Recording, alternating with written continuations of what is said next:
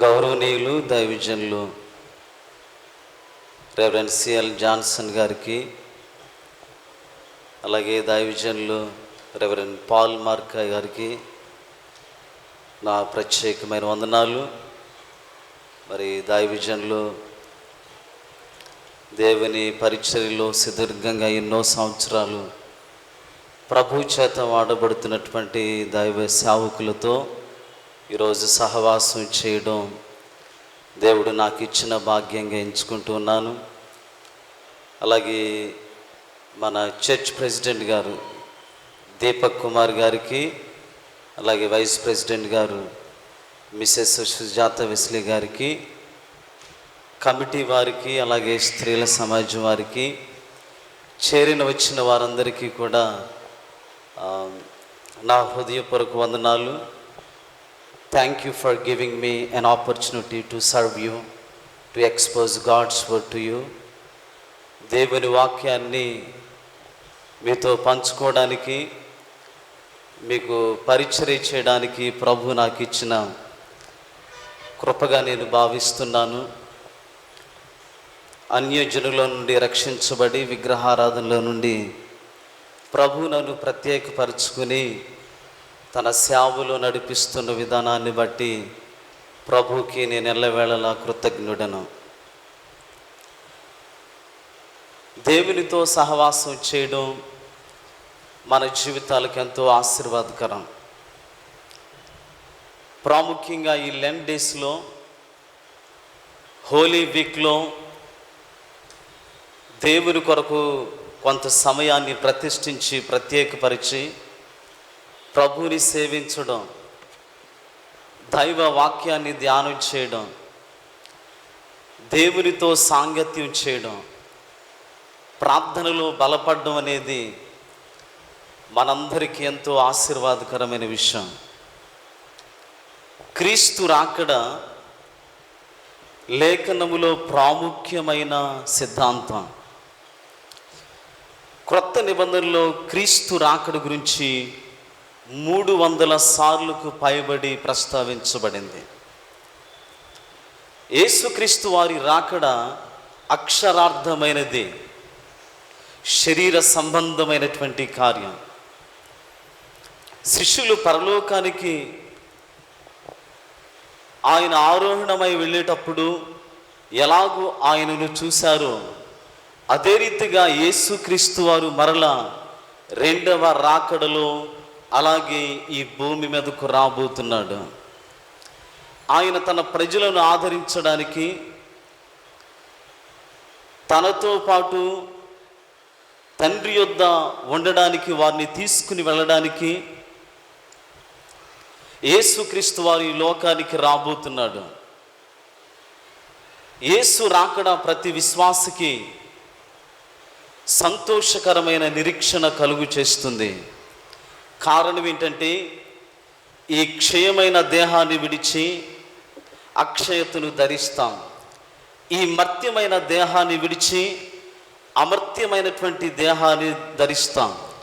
యుగయుగాలు ప్రభుతో ఉండే భాగ్యాన్ని, ప్రతి సమస్యను, ప్రతి దుఃఖాన్ని, ప్రతి వేదన విడిచిపెట్టి ప్రభుతో యుగయుగాలు ఉండే ప్రత్యేకమైనటువంటి సమయము యేసు క్రీస్తుతో ఉండే సమయం. యేసు రాకడ 2 ఫేసెట్స్గా ఉంటుంది. ఒకటి రహస్య రాకడ,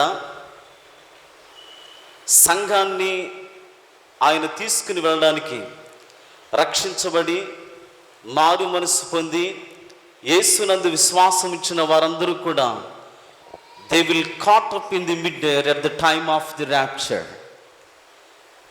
రెండవ రాకడ సమయంలో, రహస్య రాకడలో వారు యేసుక్రీస్తునందు విశ్వాసం ఇచ్చిన వారందరూ కూడా మధ్యాకాశానికి ఎత్తబడతారు.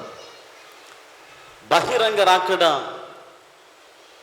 యేసుక్రీస్తు వారు శ్రమలైన తర్వాత, 7 సంవత్సరాల శ్రమల కాలం తర్వాత మానవునికి తీర్పు తీర్చడానికి, యేసునందు విశ్వాసం ఉంచే వారినందిని యేసుక్రీస్తును అంగీకరించని వారందరినీ కూడా శిక్షించడానికి ఆయన యూదా గోత్రపు సింహముగా రాబోతున్నాడు. మనం చదివిన లేఖన భాగాల్లో on the basis of 3 different passages that we have read today evening, మనం చదివిన ఈ 3 లేఖన భాగంలో నుండి యేసు రాకడ ముందు జరగబో సంగతుల గురించి మనం ధ్యానం చేసుకుందాం. యేసు రాకడ ముందు జరగబో సంగతులు. యెషయా గ్రంథం 19వ అధ్యాయం 1 నుంచి 10 వచనాలు బ్రీఫ్గా ఆ లేఖనాలు పరిశీలన చేసినట్లయితే ఇక్కడ ఐగుప్తుని గురించి ప్రస్తావించబడింది. ఐగుప్తు ఏమైపోతుందో ఆ దేశం యొక్క నిర్మూలన గురించి ప్రస్తావించబడింది. ఇర్మియా గ్రంథం 46వ అధ్యాయం, యెహెజ్కేలు గ్రంథం 29 నుంచి 32 అధ్యాయాలు కూడా ఐగుప్తు యొక్క వినాశనం గురించి ప్రస్తావించబడింది. మొదటి వచనంలో దైవలేఖనాన్ని చూసినట్లయితే ప్రియులారా, మేఘం గురించి ప్రస్తావించబడింది. ఆయన మేఘం మీద వస్తున్నాడని మాట వ్రాయబడింది. యేసుక్రీస్తు వారు ఆయన పునరుద్ధానుడై తిరిగి లేచిన తర్వాత మేఘాల మీద ఆయన ఒలీవల కొండ మీద నుంచి వెళ్ళాడు. అలాగే తన 2వ రాకడలో కూడా యేసుక్రీస్తు వారు మేఘాల మీద రాబోతున్నాడు. ఆ 1వ వచనం చివరి భాగంలో మోషే కాలంలో విగ్రహాలకు దేవుడు తీర్పు తీర్చాడు. ఇంకను విగ్రహాలను అంటిపెట్టుకుని విగ్రహాలను పూజిస్తూ విగ్రహాలను కొలుస్తూ శకునాలను అనుసరిస్తూ సోదెగండ్రును ఆశ్రయిస్తున్న ఐగుప్తు యొక్క పరిస్థితి గురించి ప్రస్తావించబడింది. ఐగుప్తు ఆశ్రయించిన విగ్రహాలన్నీ కూడా ఒట్టివేనని, వాటి వల్ల వారు దీవించబడలేరని దేవుని ప్రత్యేకమైన లేఖనాలు ప్రస్తావించబడ్డాయి. ఇలాగ చూస్తే ఐగుప్తు తనంతట తానే వారిలో వారు అనేక రీతులుగా ఘర్షణలు పడుకుని, మిత్రపక్షాలే తమంతట తామే గొడవలు పడుకుని వారంతటా వారి నాశనాన్ని కొని తెచ్చుకుంటారని, ఆ 4వ వచనంలో బబులోను రాజు ఐగుప్తీలను నిర్మూలన చేస్తాడని, 5 నుంచి 10 వచనాల్లో ఐగుప్తి ఆర్థిక వ్యవస్థ అంతా కూడా నైలు నది మీద ఆధారపడి ఉంటుంది. ఆ నదులను దేవుడు నిర్మూలన చేస్తాడని, ఆ నదులను దేవుడు నీరు లేని సముద్రాలుగా చేస్తారని, నీరు లేని నదులుగా చేస్తారని, ఆ చోట వారు నిర్మూలం అవుతారని దేవుని వాక్యం ప్రస్తావించబడింది. నైలు నది ఇప్పటి వరకు ప్రియ దేవుని ప్రజలారా దానిలో నీరు ఇంకిపోలేదు. కానీ భవిష్యత్ కాలంలో నైలు నది ఎండిపోవడం జరగబోతుంది. నైలు నది ఎండిపోవడం అనేది భయంకరమైన విపత్తుకు సాదృశ్యంగా ఉంది. భవిష్యత్తులో ఆ ప్రవచనం నెరవేర్చబడుతుంది అని దైవ లేఖనాలు ప్రవచనాత్మకంగా చెప్పబడుతున్నాయి. ఈరోజు మనం ధ్యానం చేసుకునే అంశం మీద దేవుని వాక్యాన్ని కాన్సంట్రేషన్ చేద్దాం. ఆయన రాకడకు ముందు జరగబోవు సంగతులు. ఆయన రాకడకు ముందు జరగబో సంగతులు. మత్తయి సువార్త 24వ అధ్యాయం 13వ వచనంలో మనం చదివాం. అంతము వరకు సహించిన వాడెవడు వాడే రక్షింపబడును. అంతం వరకు సహించు వాడెవడు వాడే రక్షించబడును. సహించేవారు అంటే దేవుడి ఇచ్చే రక్షణ వారిలో పనిచేస్తుంది కాబట్టి ఆయన వారిని నూతన సృష్టిగా చేస్తాడు. దేవుడిచ్చే రక్షణ వారిలో పనిచేస్తుంది కాబట్టి ఆయన వారిని నూతన సృష్టిగా చేస్తాడు. అంతము వరకు వారు తమ నమ్మకాన్ని నిలువబెట్టుకునే శక్తి ఆయనే వారికి ఇస్తాడు. God will provide his strength to be stable in faith. విశ్వాసములు వారు స్థిరులుగా ఉండినట్లుగా దేవుడు వారిని బలపరిచి వారికి తన శక్తినిచ్చి ఆయనను కడవరకు కూడా వారిని కాపాడుతాడు, రక్షిస్తాడనే విషయం ప్రస్తావించబడింది. యేసుక్రీస్తు రాకడ ముందు జరగబోవు సంగతులు. నెంబర్ 1, దేవుని రాజ్య స్వార్థ ప్రకటించబడాలి. దేవుని రాజ్య స్వార్థ ప్రకటించబడాలి. ఇదే అధ్యాయం 14వ వచనంలో, మరియు ఈ రాజ్య స్వార్థ సకల జనుములకు సాక్షార్థమై లోకమందంతటను ప్రకటింపబడును, అట్టు తర్వాత అంతము వచ్చును. యేసు దేవుని రాజ్యాన్ని ప్రకటించాడు. మనుషుల మధ్య దేవుని పరిపాలన స్థాపించడానికి యేసుక్రీస్తు వారు ఈ లోకానికి వచ్చారు. ఆయన చేసింది పరిచర్య 3.5 సంవత్సరాలే. Only 3.5 years. ఈ 3.5 సంవత్సరాలు కూడా యేసుక్రీస్తు వారు ప్రతిరోజు ఆయన ఆయా ప్రాంతాలకు వెళ్ళి సువార్తను ప్రకటించి దేవుని రాజ్యం ప్రజల మధ్యలో స్థాపించి, ఆ దేవుని రాజ్యం ఎంత విలువైందో, ఆ రాజ్యంలో చేరుట వల్ల వచ్చే ఆశీర్వాదాలు ఏంటో వారి హృదయాల్లో దేవుని రాజ్యాన్ని స్థాపింపచేసి దేవునికి విధేయులయ్యేటట్లుగా యేసుక్రీస్తు వారు సువార్తను ప్రకటించారు. Heart beat of Jesus Christ in the Bible is great commission. యేసుక్రీస్తు ప్రియ దేవుని ప్రజలారా కోరిక, ఆకాంక్ష పరిశుద్ధ గ్రంథమైన బైబిల్లో మహా ఆజ్ఞగా ఆయన మత్తయి సువార్త 28వ అధ్యాయం 18 నుంచి 20 వచనాల వరకు ఆయన ఇచ్చారు. సర్వలోకానికి వెళ్ళి సర్వ సృష్టికి సువార్తను ప్రకటించుడి.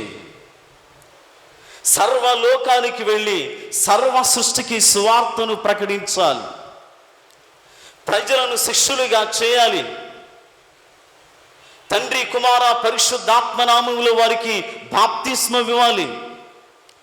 నరకము నుండి వారిని తప్పించి, పాతాళము నుండి వారిని తప్పించి దేవుని రాజ్యానికి వారిని వారసులుగా చేయాలి.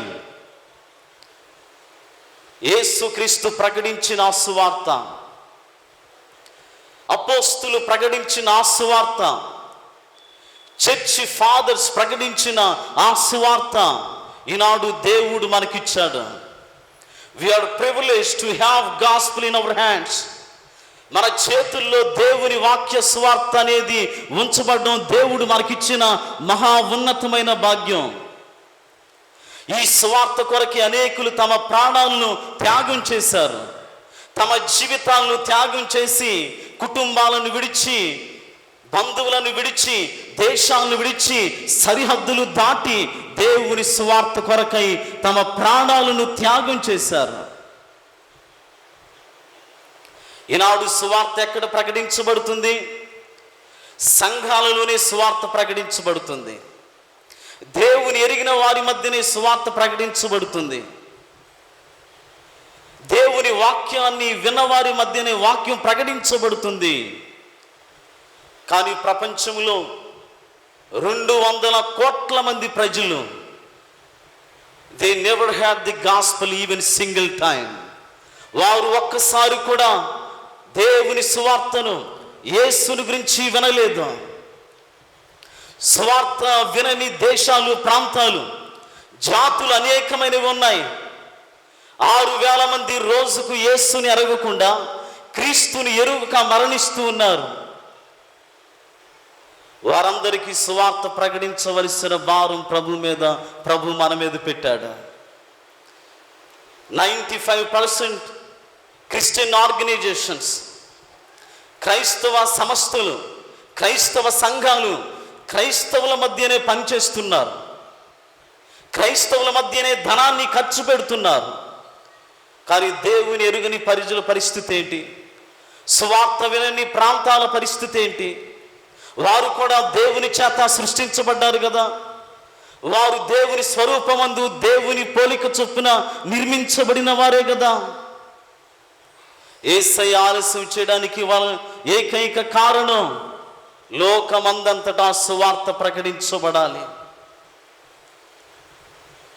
లోకమంతా కూడా యేసయ్య వార్తను వినాలి. వారు యేసుని గురించి తెలుసుకోవాలి. సువార్త ప్రకటన వారి యొద్దకు వెళ్ళాలి. అందుకని అనేకులు తమ జీవితాలను త్యాగం చేసి అనేక సంవత్సరాలు బైబిల్ ట్రాన్స్లేషన్స్ ఆయా భాషల్లో చేస్తున్నారు. ఎవరి వెళ్ళని స్థలాలకి వెళుతున్నారు, బహు భయంకరమైన శ్రమలు అనుభవిస్తున్నారు. ఆకలికి అలమటిస్తూ, ధనానికి అలమటిస్తూ, వస్త్రాలకు అలమటిస్తూ, నివాసం చేయడానికి సరైన గృహాలు లేక ఎన్నో ప్రతికూల పరిస్థితులు గుండా వారు కన్నీటితో దేవుని సువార్త విత్తనాలు విత్తుతున్నారు. ఈనాడు మనం దీవించబడ్డామంటే, ఇలాగూ మనం దేవుని వాక్యాన్ని చదువుతున్నామంటే, యేసుక్రీస్తునందు విశ్వాసం ఉంచి రక్షించబడి ఈనాడు దేవుని జ్ఞానాన్ని సంపాదించుకుని దేవుని చేత దీవించబడ్డామంటే దీనికి గల కారణం మన సిబిసిఎన్సి మిషనరీస్ చేసినటువంటి ప్రాణ త్యాగాలే. We need to think about the lives of the missionaries who came for us, who invested in their life and effort. మనలను సంపాదించడానికి, క్రీస్తు ప్రేమను మనకు ప్రకటించడానికి మిషనరీస్ అయిన వారు ఎలాంటి ప్రాణ త్యాగాలు చేశారు, ఎలాగూ వారు జీవించారో, ఏ రీతిగా అన్ని సమస్యలకు ఒడిగి తమ జీవితాలు సహితం ప్రాణంగా పెట్టి మనకు దేవుని వాక్యాన్ని అందించారో మన సిబిసిఎన్సి మిషనరీస్ను ఈరోజు మనం జ్ఞాపకం చేసుకోవాలి. దేవుని సువార్తకు నువ్వు ఎలాగూ స్పందిస్తున్నావు? దేవుని రాజ్య వ్యాప్తి కొరకు ఎలాంటి కార్యాన్ని నువ్వు చేయగలుగుతున్నావు? ప్రపంచమంతా దేవుని వాక్యం ప్రకటించబడ్డానికి what responsibility that you are being carried, ఎలాంటి బాధ్యతను నువ్వు నిర్వర్తిస్తున్నావు? ఆయన రాకడకు ముందు జరగబో సంగతులు దేవుని రాజ్య సువార్త ప్రకటించబడాలి. దేవుని రాజ్యం కట్టబడాలి. యేసయ్య ఆ భారాన్ని, ఆ బాధ్యతను, ఆ గ్రేట్ కమిషన్ని, ఆ మహాజ్ఞను మన భుజస్కంధాల మీద ఆయన ఉంచాడు.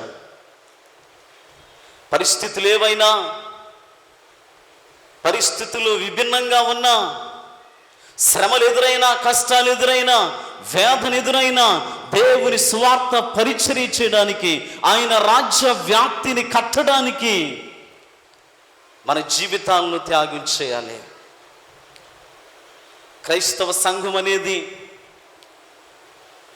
లగ్జరీ జీవితాల మీద కట్టబడల. ఆదిమ సంఘాలు శ్రమల మీద కట్టబడ్డాయి. ఆదిమ సంఘం శ్రమల ద్వారా స్థాపించబడింది. శ్రమలు ఫౌండేషన్గా, కష్టాలు ఫౌండేషన్గా, వేదనలు ఫౌండేషన్గా, ప్రాణ త్యాగాలు ఫౌండేషన్గా నిలిపి ఆ ఫౌండేషన్ మీద క్రైస్తవ సంఘాలు నిర్మించబడ్డాయి.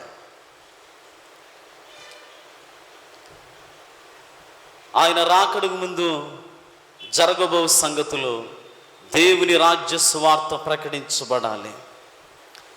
2, ఇది మత్తయి సువార్త 24వ అధ్యాయం 15వ వచనంలో, కాబట్టి ప్రవక్త అయిన దానియేలు ద్వారా చెప్పబడిన నాశనకరమైన హే వస్తువు పరిశుద్ధ స్థలమందు నిలుచుట మీరు చూడగానే చదువువాడు గ్రహించునుగాక. 2 నాశనకరమైన హే వస్తువును పరిశుద్ధ స్థలములో నిలబెట్టాలి. నాశనకరమైన హే వస్తువు దానియేలు గ్రంథంలో చెప్పబడినట్లుగా, దానియేలు గ్రంథం 9వ అధ్యాయం 27 వచనం, దానియేలు గ్రంథం 11వ అధ్యాయం 31 వచనంలో అక్కడ 70 వారములను గుర్చిన వివరణ చాలా స్పష్టంగా వ్రాయబడింది. Prophecies about 70 weeks of Daniel. 62 వారాల అంతమందు, 62 వారాల అంతములో క్రీస్తు సిలువ వేస్తారు అని దానియేలు ప్రవచించాడు. నిజమే, 62 వారాల చివరిలో క్రీస్తు మరొకరకు సిలువ వేయబడ్డాడు. ఆ 62 వారాలు గతించిపోయాయి. ఈ 62 వారాలకు అలాగే ప్రియ దేవుని ప్రజలారా, ఈ మిగిలినటువంటి 7 వారాలకు మధ్యలో మనం నివాసం చేస్తున్నాం. అంటే 70వ వారాన్ని గురించి ప్రస్తావించిన మాట ఏంటంటే, 70వ వారమున యుగాంతం జరుగుతుంది. అంటే అంత్యక్రీస్తు పరిపాలన ప్రారంభమవుతుంది. దానియేలు గ్రంథంలో అంత్యక్రీస్తు యూదులతో తన నిబంధన స్థిరపరుస్తాడు. అది శాశ్వతమైన నిబంధనగా యూదులు నమ్ముతారు. 3.5 సంవత్సరాలు గడిచిన తర్వాత ఈ అంత్యక్రీస్తు ఆరాధన నిలిపివేసి ప్రపంచమంతా తననే ఆరాధించాలని, ప్రపంచమంతా కూడా తన్నే గణపరచాలని, ప్రపంచమంతా కూడా తననే కీర్తించాలని తనంతటా తానే ప్రియ దేవుని ప్రజలారా అంత్యక్రీస్తుగా ప్రకటించుకుని ప్రజలను హింసించడం మొదలు పెడుతూ ఉంటాడు. 2వ దశలోనికి రాసిన పత్రిక 2వ అధ్యాయం 3-4 వచనాల్ని మనం పరిశీలన చేసినట్లయితే, మొదట భ్రష్టత్వము సంభవించి నాశన పాత్రుడగు పాప పురుషుడు బయలుపడితేనే గాని ఆ దినము రాదు. ఏది దేవుడు అనబడునో, ఏది పూజింపబడునో దానిని అంతటిని ఎదిరించుచు దానికంతటి పైగా వాడు తన్ను తాను హెచ్చించుకొనుచు తాను దేవుడినని తన్ను కనపరుచుకొనుచు దేవుని ఆలయములో కూర్చుండును గనుక ఏ విధముగానైనను ఎవడును మిమ్మును మోసపరచనీయకుడి. నాశన పాత్రుడు, పాప పురుషుడు, న్యాయ విరోధి అంత్యక్రీస్తు. ఈ అంత్యక్రీస్తు తాను చేసిన నిబంధన బ్రేకప్ చేసి యూదులతో చేసిన ఆ సమాధానపు నిబంధనను అతడు విడిచిపెట్టి తనంతట తానే దేవునిగా ప్రకటించుకుని దేవుని ఆలయములో నాశనకరమైన హేయ వస్తువును నిలపడం అనేది జరుగుతుంది. నాశనకరమైన హేయ వస్తువు పరిశుద్ధ స్థలములో నిలువబెట్టాలి. పరిశుద్ధ స్థలం అంటే యూదులు ఆరాధించే దేవుని ఆలయం, యెరూషలేము దేవాలయం, దేవుని చేత ప్రతిష్ఠించబడిన దేవాలయం, యూదులు నిత్యం ఆరాధించే శ్రేష్టమైన దేవుని ప్రసన్నత ఉన్న స్థలము.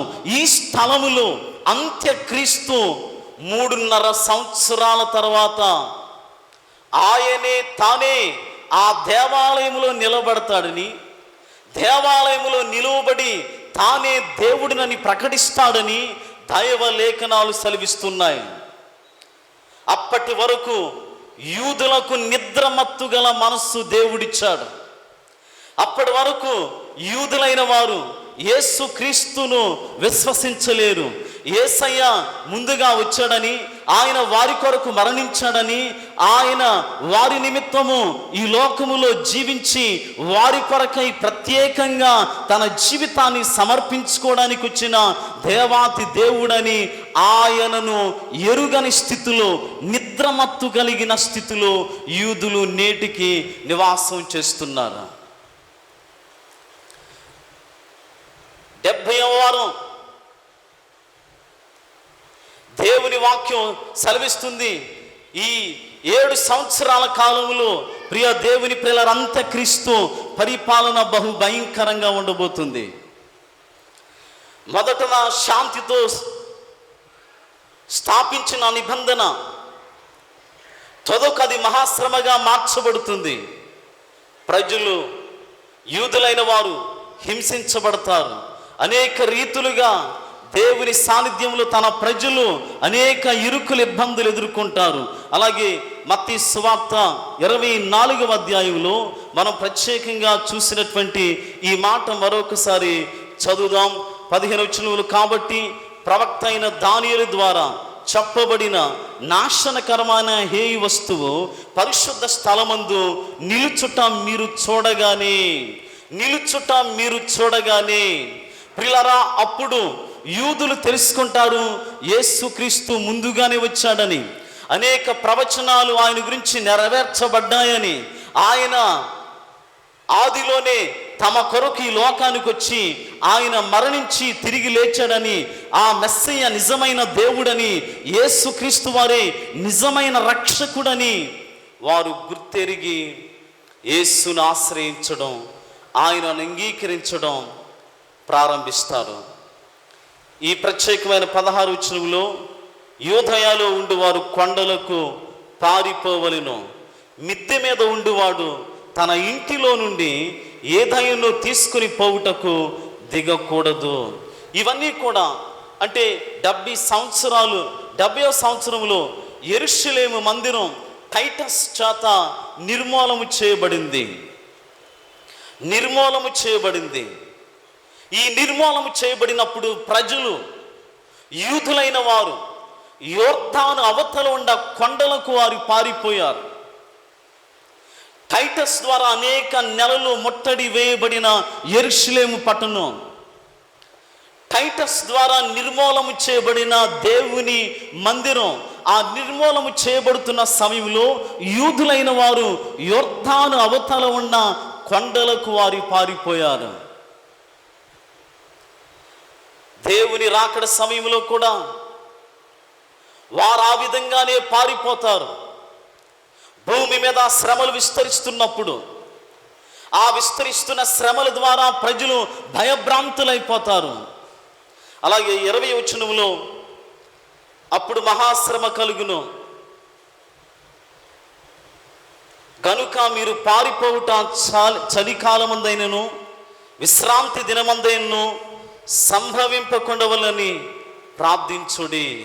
విశ్రాంతి దినము కాకుండా, అవి చలికాలములు కాకుండా, యేసు ప్రభు వచ్చే సమయాల్లో, యేసు ప్రభు ఈ లోకానికి వచ్చే సమయాల్లో జరుగుతున్న ఆ శ్రమలన్నిటి నుండి మీరు తప్పించబడినట్లుగా ఆ శ్రమల కాలం అనేది ప్రియ దేవుని ప్రియులారా బహు భయంకరంగా ఉండబోతుంది. యేసుక్రీస్తు వారి రాకడకు ముందు సంభవింపబోయే సంఘటనలో ఒకటి, దైవ లేఖనాల్లో మనం చూసినట్లుగా రాజ్య సువార్త ప్రకటించబడాలి. 2, నాశనకరమైన హేయ వస్తువు స్థాపించబడాలి, నిలువబెట్టబడాలి దేవుని పరిశుద్ధ మందిరంలో. 3, సార్వత్రిక శ్రమలు ప్రారంభమవుతాయి. ప్రపంచమంతా కూడా శ్రమలు ప్రారంభమవుతాయి. We believe pre tribulation rapture. మనము శ్రమలకు ముందే దేవుని సంఘం ఎత్తబడుతుందని నమ్ముతాం. ఈ శ్రమలు ఎవరికి? విశ్వసించని యూదులకు, అన్యులలో రక్షించబడని సువార్తను అంగీకరించినటువంటి ప్రజలకు సంఘము ఆది నుండి శ్రమల గుండానే వెళుతుంది. 2 రకాలైన శ్రమలను సంఘం నిరంతరం ఎదుర్కొంటుంది. 1, సంఘము లోపటల ఉన్న శ్రమలు. 2, సంఘము వెలుపట శ్రమలు.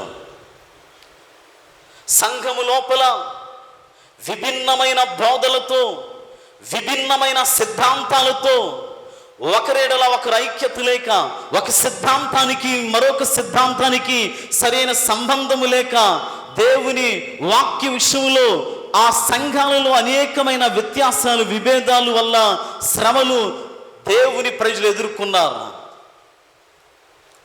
2, రాజుల వల్ల, అధికారుల వల్ల శ్రమలను ఎదుర్కొన్నారు.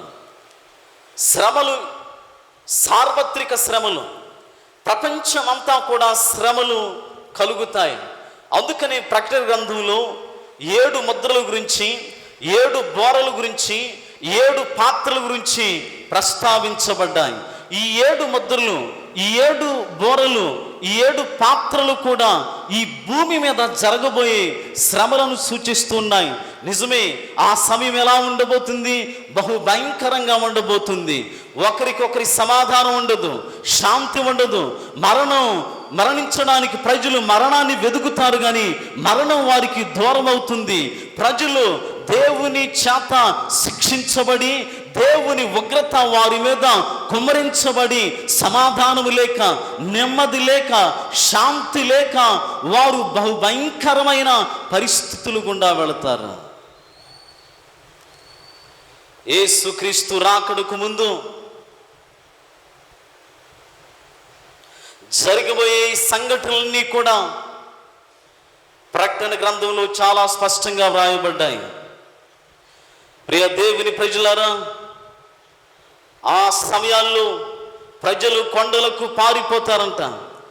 ఆ సమయము తక్కువై ఉంటే చాలా మేలని వాక్యం రాయబడింది. ఆ సమయంలో గర్భిణీ స్త్రీలకు బహు వేదన కలుగుతుందంట. ఇలాగూ ప్రజలందరూ కూడా శ్రమల గుండా ప్రయాణం చేయవలసినటువంటి అవసరత ఉంది. యేసుక్రీస్తు వారి రాకడకు ముందు జరగబోయే సంగతులు. ఈనాడు మనం క్షేమంగా ఉన్నాం, మనకు శ్రమలు లేవు, మనం సంతోషంగా ఆనందంగా దేవుడు మనకిచ్చిన ఐశ్వర్యాన్ని బట్టి, ఆరోగ్యాన్ని బట్టి, కృపను బట్టి దేవుని చేత మనం దీవించబడుతున్నాం. రక్షించబడిన మనము యేసుక్రీస్తు వారి రహస్య రాకడలో మధ్యాకాశానికి ఎత్తబడతాం. మధ్యాకాశానికి ఎత్తబడిన తర్వాత 7 సంవత్సరాలు గొర్రెపిల్ల వివాహము జరుగుతుంది. ఈ గొర్రెపిల్ల వివాహములో ఉన్న మనము దేవుని చేత బహుమానాలు పొందబోతున్నాం. మన పరిచర్యను బట్టి, మన విశ్వాసాన్ని బట్టి, మన నమ్మకాన్ని బట్టి, మన భక్తిని బట్టి, మనం చేసిన ప్రతి క్రియను బట్టి, ఈ భూమి మీద మనం జరిగించిన ప్రతి కార్యాన్ని బట్టి దేవుని సమక్షములో, మధ్యాకాశములో ఆయన ద్వారా శ్రేష్టమైన బహుమానాలు మనం పొందబోతున్నాం. అదే సమయంలో 7 ఏండ్లు బహు భయంకరమైన శ్రమలు భూమి మీద సంభవించబోతున్నాయి. ఆ శ్రమలు అన్యులైన వారు, రక్షించబడని యూదులు అనుభవించబోతున్నారు. ఈరోజు దేవుని వాక్యాన్ని వింటున్న నీవు, దేవుని వాక్యాన్ని అంగీకరిస్తూ వాక్యాన్ని ధ్యానిస్తున్న నీవు, దేవుడు నిన్ను తప్పించడానికి, దేవుడు నీ కొరకై ప్రత్యేకంగా తన ప్రణాళికను ఏర్పాటు చేసి తన అరచేతిలో నిన్ను భద్రపరిచి, నిన్ను ఉగ్రత పాలు కాకుండా నిన్ను శ్రమల నుండి విడిపించడానికి ఆయన ఎలాంటి ప్రణాళిక ఏర్పాటు చేశాడో ఆ ప్రణాళికను బట్టి నువ్వు ప్రభువుని గణపరచాలి. యేసుక్రీస్తు రాకడకు ముందు సంభవించు సంఘటనలో 1 రాజ్య సువార్త ప్రకటించబడాలి. 2 యెరూషలేము దేవాలయములో అంత్యక్రీస్తు నాశనకరమైన హేయ వస్తువు నిలపాలి. 3 సార్వత్రిక శ్రమలు లోకములో జరుగుతాయి. 4 24 వచనం, మత్తయి సువార్త 24వ వచనములో అబద్ధపు క్రీస్తులను, అబద్ధపు ప్రవక్తలను వచ్చి సాధ్యమైతే ఏర్పరచబడిన వారిని సహితము మోసపరుచుటకై గొప్ప సూచక క్రియలను, మహత్కార్యములను కనపరచుదురు. అబద్ధ క్రీస్తులను, అబద్ధ ప్రవక్తలను వస్తారు. నిజమే, అబద్ధ క్రీస్తులు, అబద్ధ ప్రవక్తలు చాలామంది విస్తరిస్తున్నారు. ప్రియులారా, విభిన్నమైన బోధలు మనం వింటూ ఉన్నాం.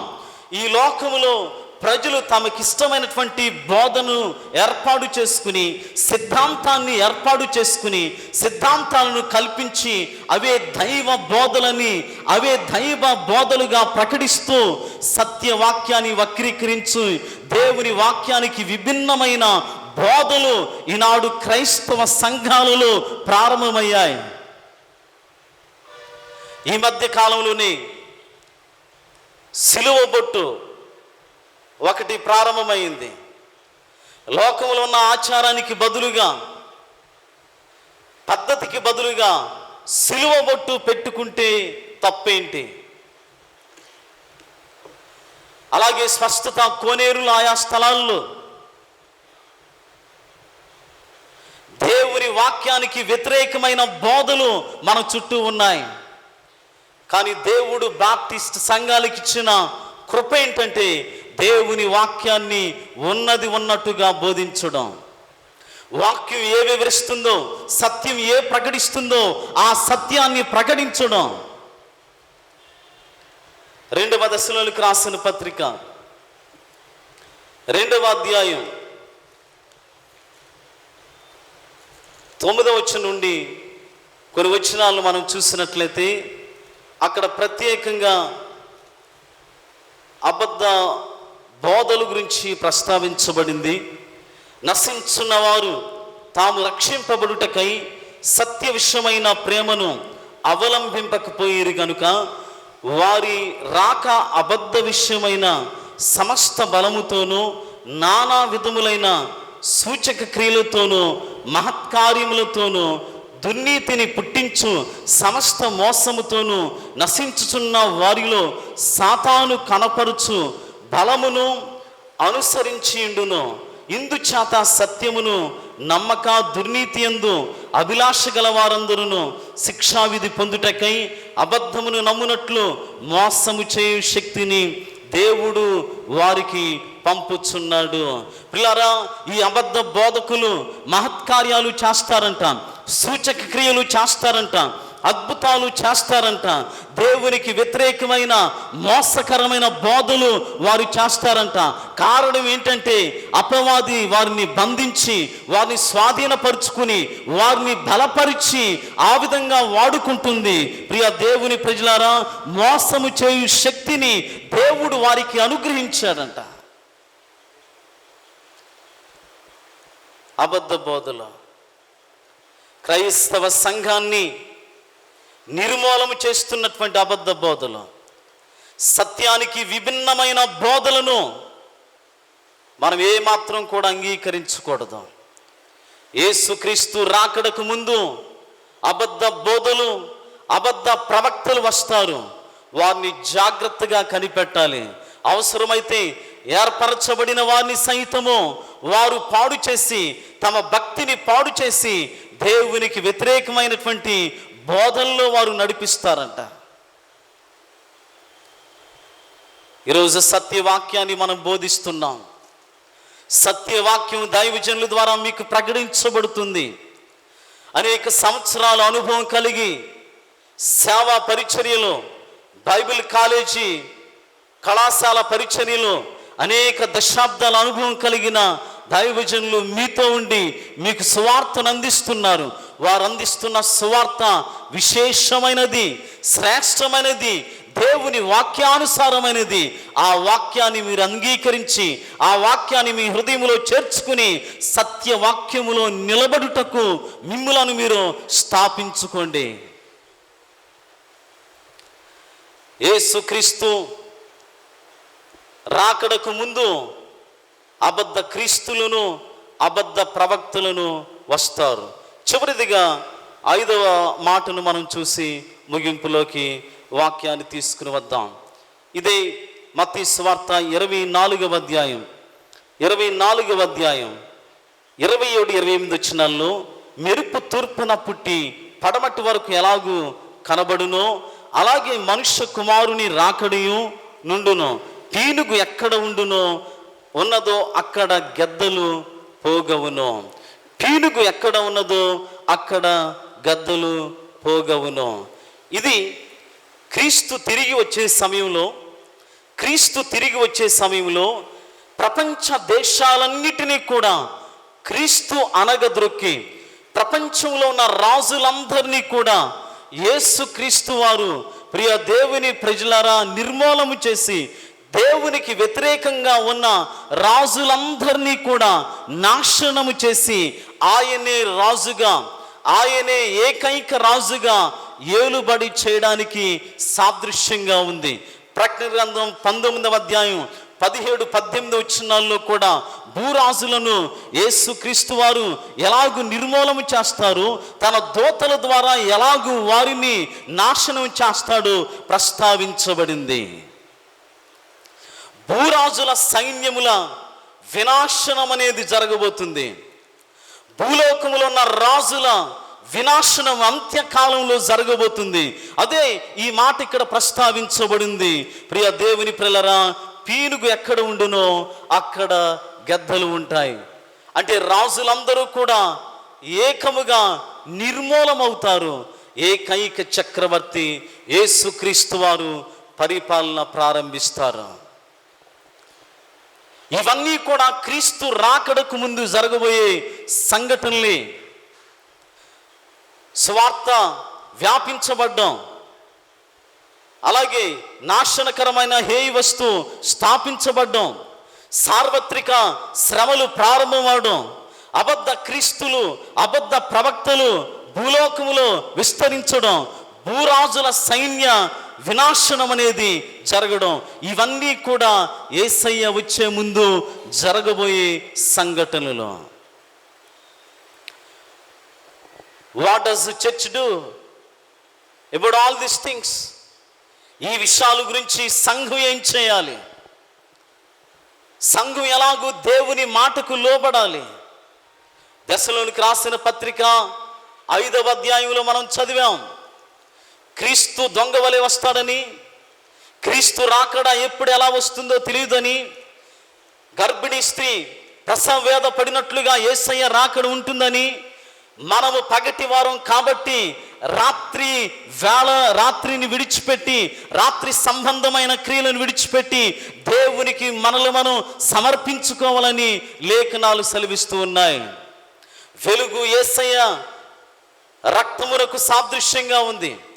వెలుగు యేసునందు విశ్వాసముంచి క్రీస్తు రక్తములో కడగబడిన పరిశుద్ధ జీవితానికి సాదృశ్యంగా ఉంది.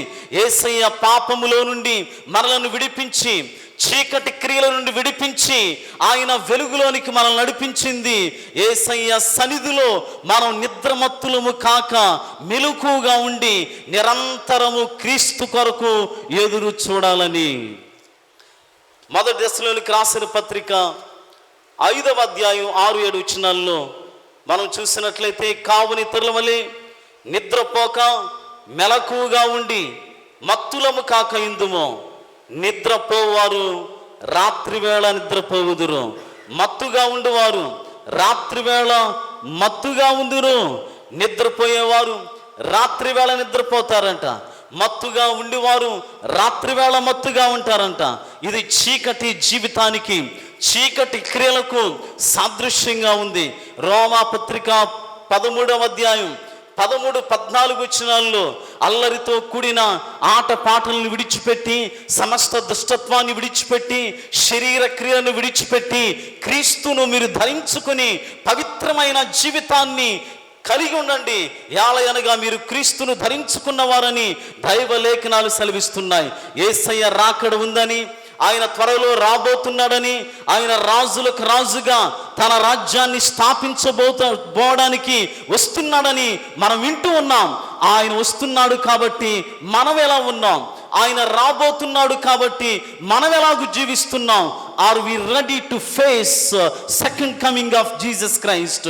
యేసు క్రీస్తు యొక్క రెండవ రాకడను ఎదుర్కోవడానికి నువ్వు సిద్ధంగా ఉన్నావా? రక్షించబడిన అనుభవంలోనికి నువ్వు వచ్చావా? క్రీస్తుతో సహవాసం నీలో ఉందా? అంతవరకు దేవుడిచ్చిన రక్షణను కాపాడుకొని భయముతో వణుకుతో ప్రభు కొరకు ఎదురు చూసే నిరీక్షణ నీలో ఉందా? దేవుని వాక్యం సెలవిస్తుంది, ఆనాడు ఇదిగో యేసయ్య రాకడ సమయంలో అనేకులు రొమ్ము కొట్టుకుంటారంట, అనేకులు వేదన చెందుతారంట. ఆ దినము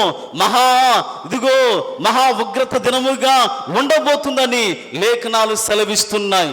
కాబట్టి ఆ ఉగ్రత దినమందు నువ్వు తప్పించబడాలి అంటే యేసయ్యను నీ సొంత రక్షకునిగా అంగీకరించాలి. సిద్ధాంతాలు మనం వింటున్నాం, తీరులు మనం నేర్చుకుంటున్నాం, బైబిల్లో ఏది ఎక్కడుందో మనకు బాగా తెలుసు. బైబిల్ జ్ఞానాన్ని ప్రతిరోజు మనం అందిపుచ్చుకుంటున్నాం. కానీ ప్రాక్టికల్గా యేసయ్యతో సహవాసం మనలో ఉందా? ఆయన రాకడ గురించిన సిద్ధపాటు మీలో ఉందా? ప్రభు ఏ సమయాన్ని వస్తాడో, ఎప్పుడు వస్తాడో ఎవరికీ తెలియదు. Second coming of Jesus Christ is uncertain. ఎవరికి తెలియదు. ఆయన ఎప్పుడైనా రాగలడు, ఎప్పుడైనా వస్తాడు. ఆయన రాకడ సమయంలో ఎత్తబడి రక్షణ అనుభవం నీలో ఉంటే నువ్వు ధన్యుడువా. ఈరోజు దేవుని వాక్యాన్ని వింటున్న నీవు, ఈ హోలీ వీక్లో ప్రవేశించిన నీవు, దేవునితో సహవాసం చేయడానికి వచ్చిన నీవు, you need to take a decision to leave your life for God. దేవుని కొరకు జీవించడానికి నీ జీవితంలో నీ ఒక తీర్మానం చేసుకుని బయటకు వెళ్ళాలి. ఆ తీర్మానాన్ని బట్టి ప్రభు నిన్ను ఆశీర్వదించువాడు. యేసయ్య రాకడలో జరగబోయే సంఘటనలో ఒకటి, క్రీస్తు రాజ్య సువార్త ప్రకటించబడుతుంది. 2, నాశనకరమైన హేయ వస్తువు పరిశుద్ధ మందిరంలో నిలువబెట్టబడుతుంది. 3, సార్వత్రిక శ్రమలు ప్రపంచమంతా కూడా విస్తరించబడతాయి. 4, క్రీస్తుల అబద్ధ ప్రవక్తలు వస్తారు, ఏర్పరచబడిన వారిని సైతం మోసపరుస్తారు. 5, భూరాజుల సైన్య వినాశనం జరుగుతుంది. యేసు క్రీస్తు వారి రాజులకు రాజుగా, ప్రభువులకు ప్రభువుగా దావీదు సింహాసనం మీద నుండి పరిపాలిస్తూ ఆయనే ఏకైక చక్రవర్తిగా ఏలుబడి చేస్తాడు. ఈ రాత్రి మనల్ని మనం దేవునికి సమర్పించుకుందాం. యేసయ్య రాకడ కొరకు పరిపూర్ణ సమర్పణ కలిగి, పరిపూర్ణ విశ్వాసం కలిగి ఎదురు చూద్దాం. దేవుడు అలాంటి కృప మనందరికీ కలుగు చేయనుగాక. ఆమేన్. చిన్న ప్రార్థన చేస్తాను. మహాగణుడు అయిన మా యేసయ్య, మీకు స్తోత్రాలు. వెత్తబడిన ఈ లేఖనాలను మా హృదయంలో నీరు కట్టి ఫలింపించేయండి. మీ రాకడ గురించినటువంటి సిద్ధపాటు మా అందరికీ మీరు కలుగు చేయమని, వెత్తబడిన వాక్యాన్ని మా హృదయాల్లో నీరు కట్టి మీరు ఫలింపించేయమని యేసు నామములో ప్రార్థిస్తున్నాము తండ్రి. ఆమేన్.